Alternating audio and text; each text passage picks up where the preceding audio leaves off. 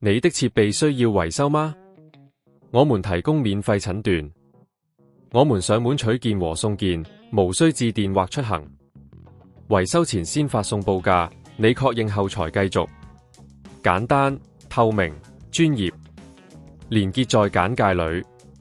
HP EliteBook 840-6是一款非常受歡迎的商務筆記本電腦，但如果你發現它出現了 KBC 鍵盤控制器故障，唔使太擔心，因為我哋會逐步教你如何檢查同修復呢個問題。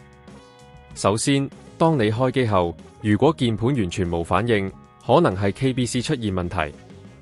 你可以試下先重啟電腦，睇下問題會唔會自動解決。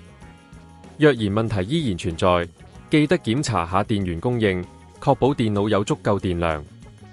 如果以上方法都唔有效，下一步就係檢查 BIOS 設置。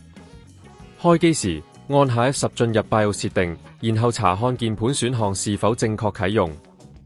如果你發現有任何異常，記得保存設置，然後重啟電腦。如果你仍然無法解決問題，建議你進行免費診斷。我哋提供專業嘅診斷服務，可以幫助你快速了解故障原因。你只需要將你的 HP EliteBook 840-6送到我哋嘅服務中心，或者選擇上門取件服務，方便快捷。無論你選擇哪種方式，我哋都會確保你的設備得到最好的照顧。接下來，如果確定是 KBC 故障，我哋會提供維修前報價，讓你清楚了解維修費用，並且無需擔心額外收費。維修過程中，我哋會使用高質量的零件來更換故障部件，並確保所有操作都是專業的。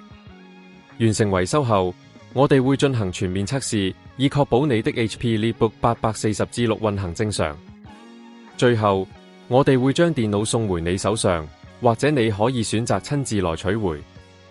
希望以上步驟能夠幫助你解決 KBC 問題，讓你嘅筆記本電腦再次運行流暢。你的設備需要維修嗎？我們提供免費診斷，我們上門取件和送件，無需致電或出行。維修前先發送報價，你確認後才繼續。簡單、透明、專業。連結在簡介裏。